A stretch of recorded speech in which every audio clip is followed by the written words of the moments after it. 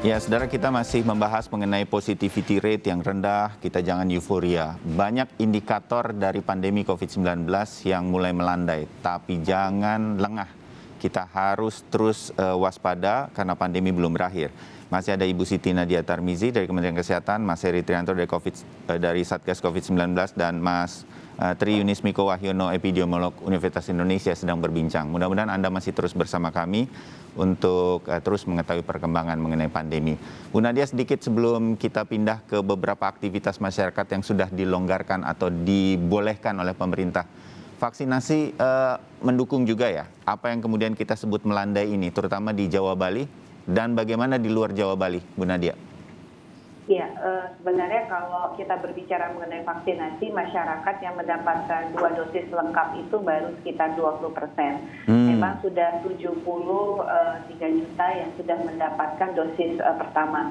Tapi setidaknya pada saat kejadian peningkatan laju kasus kemarin, 2 hal yang kita catat adalah yang mendapatkan dosis pertama itu resiko kematiannya turun menjadi 37%, dan yang mendapatkan dosis kedua resiko kematiannya itu turun menjadi 73%. Jadi kita bisa melihat sebenarnya walaupun angka kematian itu sekitar 2.000, tapi kita tahu bahwa angka kematian terbesar itu disebabkan karena masyarakat yang belum divaksin. Begitu juga angka kesakitan karena masyarakat yang belum divaksin.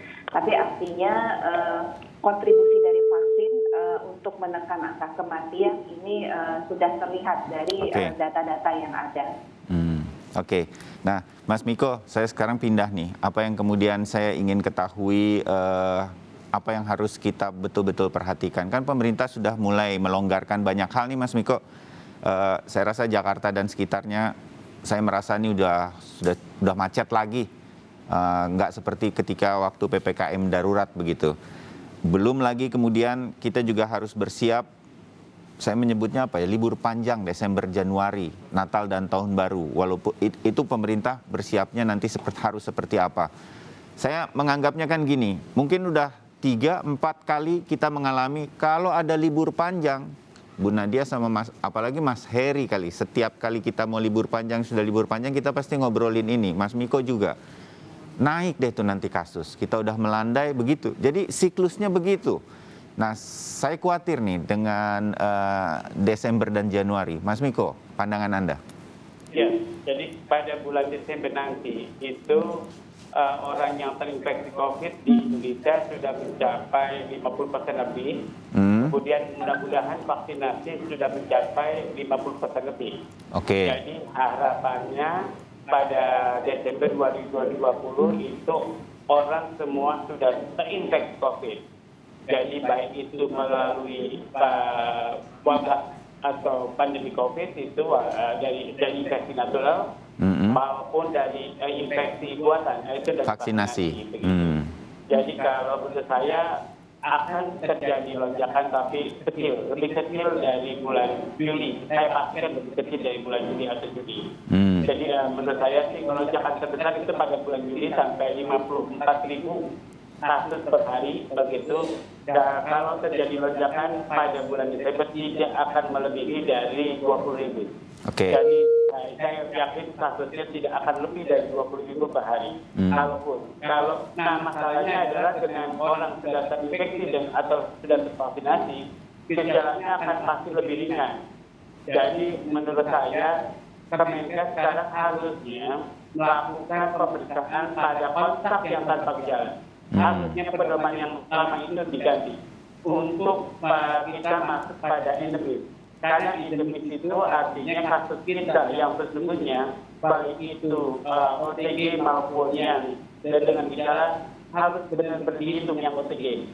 Kalau tidak, itu berbahaya buat status endemisnya, begitu Mas. Oke. Mas Heri, antisipasi ini sebetulnya sudah dihitung mulai sekarang supaya nanti nggak terburu-buru sosialisasinya begitu atau seperti apa?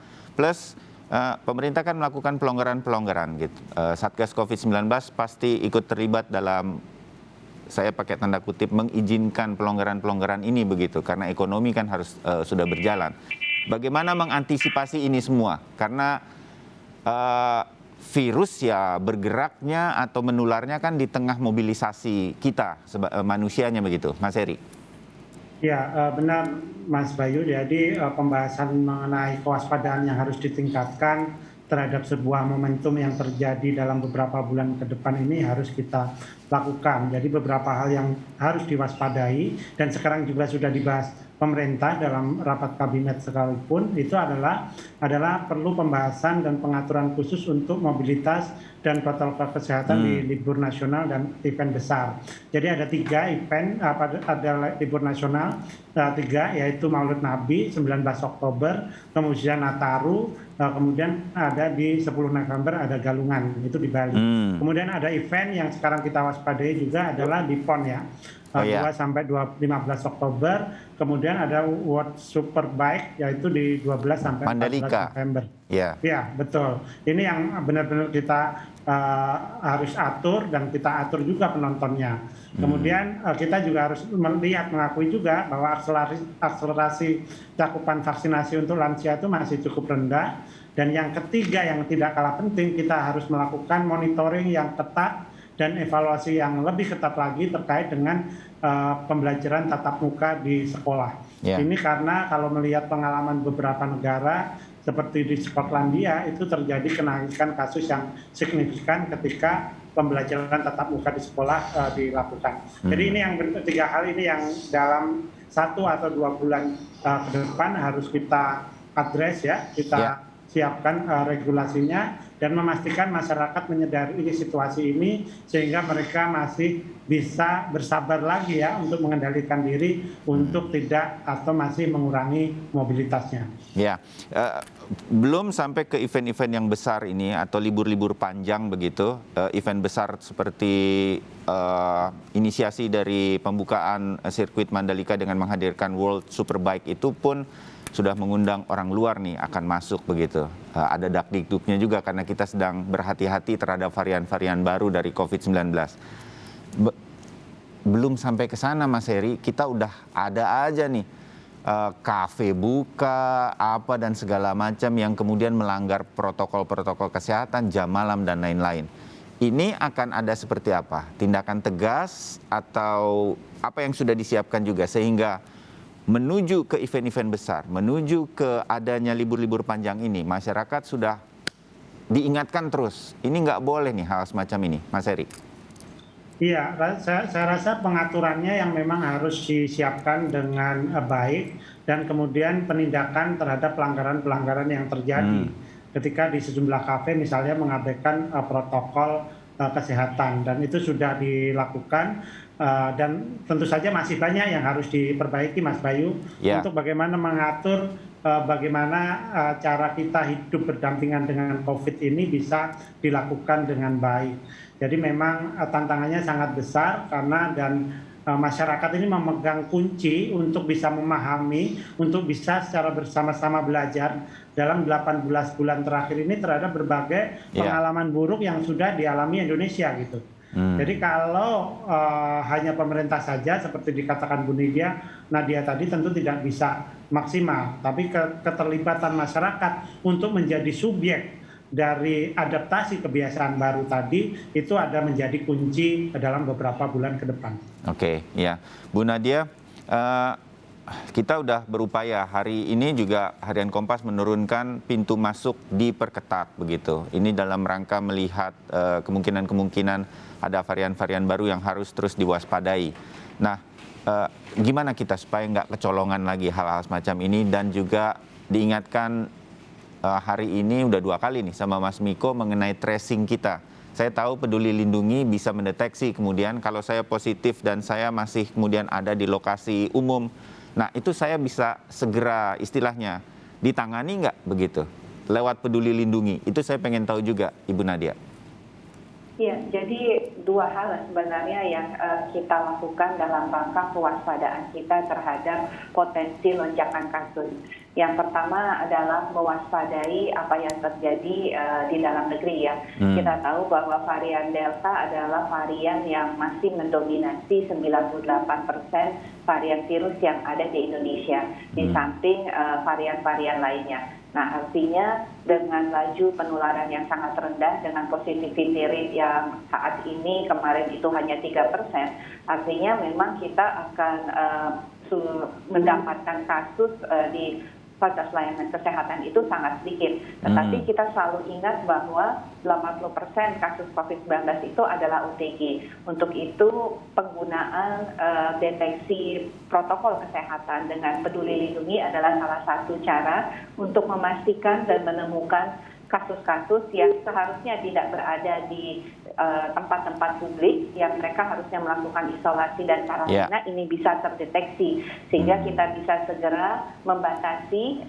dan kemudian mendorong mereka untuk tidak melakukan aktivitas di tempat publik, yang artinya kita memutuskan rantai penularan lebih cepat dengan sistem ini. Yang kedua tadi kami sampaikan, kalau kita menemukan kasus positif dan akan terdeteksi melalui Peduli Lindungi, karena kita bisa tahu radius daripada kasus positif dengan orang-orang sekitarnya, kita bisa melakukan digital tracing yang mendorong orang untuk agar mau melakukan testing, yang kemudian tentunya lakukan isolasi ataupun pengobatan lanjutannya. Nah, yang ketiga adalah tentunya kita juga mewaspadainya adanya varian-varian baru yang mungkin masuk ke Indonesia. Nah, itu kita lakukan pengetatan pada pintu-pintu masuk, terutama di darat, laut, dan darat. Dan memang kalau untuk di udara, ini pengetatan ini dan screening serta pengawasan memang jauh lebih baik. Hanya saja memang pengawasan di pintu masuk laut khususnya